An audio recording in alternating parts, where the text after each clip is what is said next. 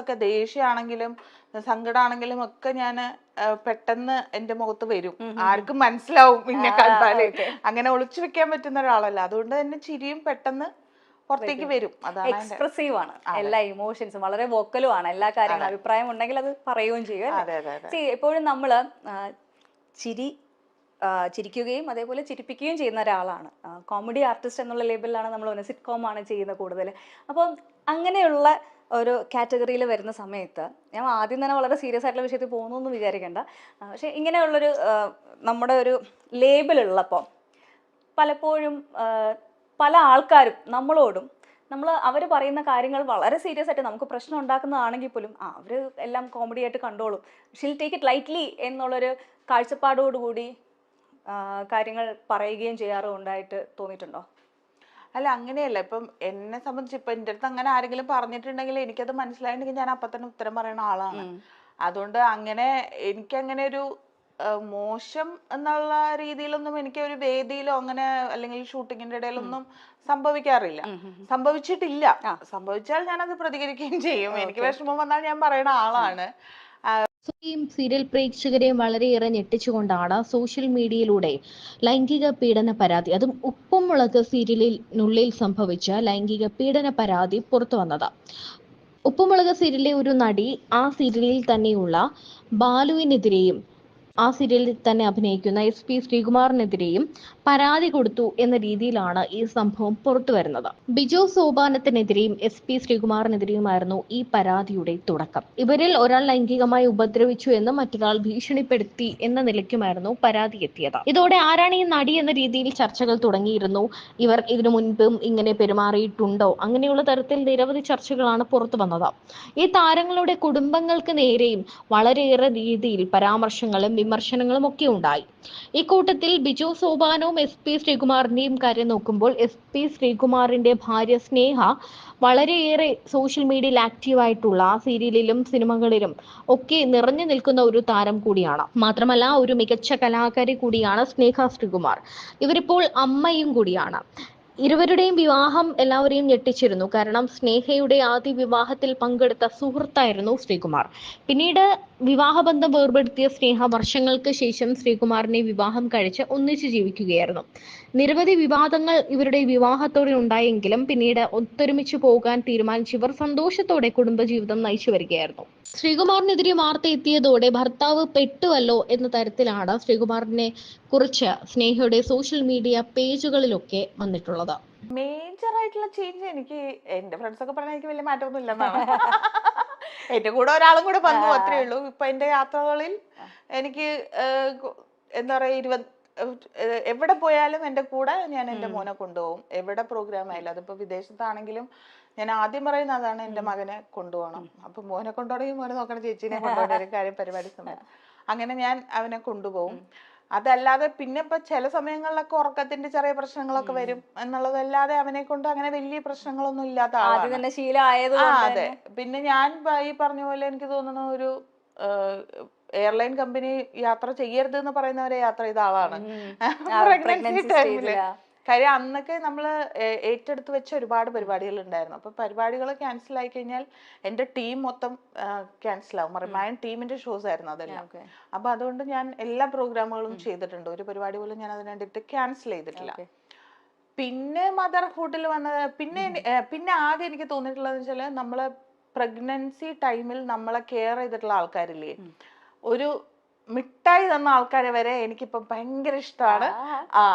ഞാൻ അവരെന്നെ ഇപ്പൊ ഇങ്ങോട്ട് വിളിച്ചില്ലെങ്കിൽ ഞാൻ അങ്ങോട്ട് വിളിക്കും. ഞാൻ അവരെ ഭയങ്കരമായിട്ട് ഞാൻ സ്നേഹിക്കുന്നുണ്ട്. അതൊരു എന്താ പറയാ, എന്റെ മനസ്സിന്നുള്ള സ്നേഹമാണ്. എനിക്ക് അവരെല്ലാം ഭയങ്കര ഫേവറേറ്റ് ആണ്. എന്നെ കെയർ ചെയ്ത അല്ലെങ്കിൽ എന്റെ കാര്യങ്ങൾ ഒരു തവണയെങ്കിലും വിളിച്ച് അന്വേഷിച്ച, എനിക്ക് ഇഷ്ടമുള്ള ഫുഡ് തന്ന, അങ്ങനെ ഒരുപാട് ആൾക്കാരുണ്ട് കേട്ടോ. കാര്യം ഞാൻ ഈ വർക്ക് ചെയ്യാനൊക്കെ പോയത് കൊണ്ടും പിന്നെ മറിമായത്തിലെ എല്ലാവരുടെയും വീട്ടുകാര്, ഭാര്യമാര് എല്ലാവരും എനിക്ക് ഇഷ്ടമുള്ള ഭക്ഷണം തരും. വെളിച്ചെണ്ണയൊക്കെ ആട്ടിയിട്ട് അത് വീട്ടിൽ കൊണ്ട തന്നിട്ടുണ്ട്. മനസ്സിലായില്ലേ? അത്രയും സ്നേഹമാണ്. അപ്പം അത് അങ്ങനെയുള്ള ആൾക്കാരോട് എനിക്ക് ഇപ്പൊ ഭയങ്കര. പിന്നെ പ്രഗ്നന്റ് ആയിട്ടുള്ള ആൾക്കാരെ കണ്ടാൽ ഞാനിപ്പോ ഭയങ്കരമായിട്ട് കെയർ ചെയ്യാം.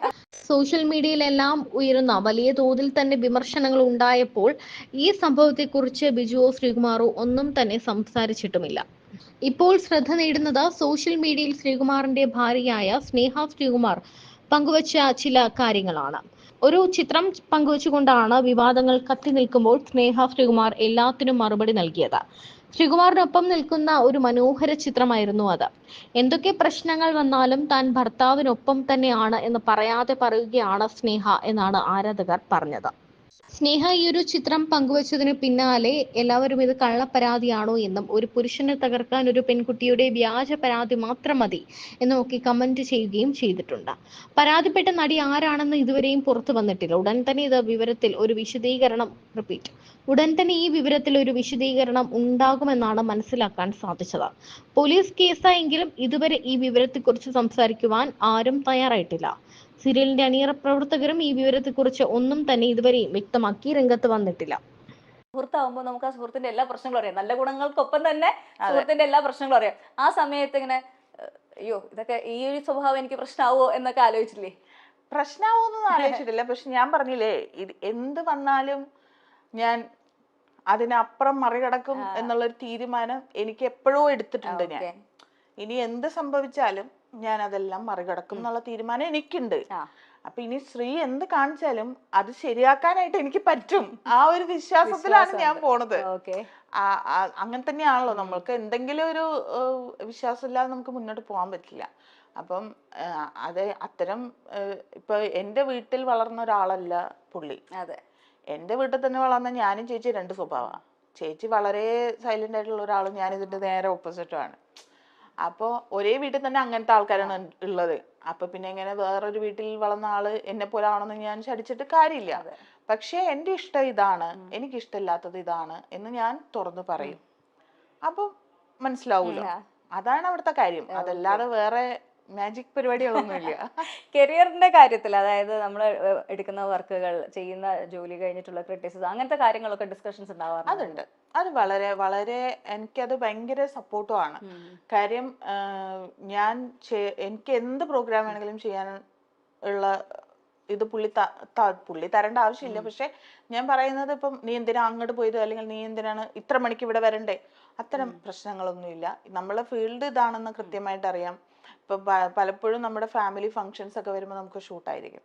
അപ്പൊ നമുക്ക് പോവാൻ പറ്റിയെന്ന് വരില്ല. അങ്ങനത്തെ സാഹചര്യങ്ങളും ഒക്കെ മനസ്സിലാക്കണം. രണ്ടുപേരുടെ സൗകര്യം മാത്രമല്ല, അവിടെ വേറെ ഒരുപാട് കാര്യങ്ങൾ ഉണ്ടാവും. പക്ഷെ അതെല്ലാം കൃത്യമായി മനസ്സിലാക്കുന്ന ആളാണ്. പിന്നെ ഇപ്പൊ മറിമായൊക്കെ കണ്ടിട്ട് എനിക്ക് കൃത്യമായിട്ട് അഭിപ്രായം പറയാറുണ്ട്. അത് ഇഷ്ടമായിട്ടില്ലെങ്കിൽ ഇഷ്ടമായിട്ടില്ല, അങ്ങനെ ചെയ്തു നോക്കൂ, അതെല്ലാം പറയാറുണ്ട്. പിന്നെ ഒന്നിനും എന്നോട് വേണ്ടാന്ന് പറഞ്ഞിട്ടില്ല. അപ്പം ഞാൻ ഇപ്പൊ എനിക്കൊരു ഓൺലൈൻ സ്റ്റോർ ഉണ്ട്, ഓസ്കി എന്നാണ് അതിന്റെ പേര്, ഓസ്കി ഡിസൈൻസ് എന്നാണ്. അപ്പൊ അത് ചെയ്യട്ടെ, വേണ്ട നിനക്ക് സമയമില്ലല്ലോ, നീ ചെയ്യേണ്ട, അതല്ല, ചെയ്തോ, നിനക്ക് ഇഷ്ടമുണ്ടെങ്കിൽ നീ ചെയ്തോ, ഓക്കെ അല്ലേ, അത്ര മാത്രമേ ഉള്ളൂ. അല്ലാതെ ഒരിക്കലും എന്നെ നിരുത്സാഹപ്പെടുത്തിയിട്ടില്ല ഒരു കാര്യത്തിനും. ഇപ്പൊ നമ്മള് ഏറ്റവും ലേറ്റസ്റ്റ് വിശേഷം പറഞ്ഞില്ല, ഇത്ര നേരം നമ്മൾ അതിനെ പറ്റി ചോദിച്ചിട്ടേ ഇല്ല, പഞ്ചായത്ത് ചട്ടി. പേര് പറയുമ്പോ ചെറിയൊരു ചമ്മലുണ്ട്, എന്നാലും ഒരു ചമ്മലിന്റെ ആവശ്യമില്ല. നമ്മള് എറണാകുളം സൈഡിലുള്ളവർക്കറിയാം, എറണാകുളത്ത് കൂടി പോകുന്ന എല്ലാ ബസ്സുകളിലും എഴുതിയിട്ടുണ്ടാവും ജെട്ടി ജെട്ടി ജെട്ടി, അല്ലെങ്കിൽ അതിലെ കിളി പറയുന്ന jetty jetty jetty jetty jetty അല്ലേ, jetty Menaka. Jetty Menaka, jetty Menaka തന്നെയല്ലേ പറയാ. അതന്നെയാണത് പഞ്ചായത്ത് ജെട്ടി. അതായത് ഒരു 4 സൈഡും വെള്ളം, അങ്ങനത്തെ ഉള്ളൊരു ഗ്രാമം, അവിടുത്തെ കഥ, അവിടുത്തെ കുറച്ച് ആൾക്കാര്, അതാണ് പഞ്ചായത്ത് ജെട്ടി.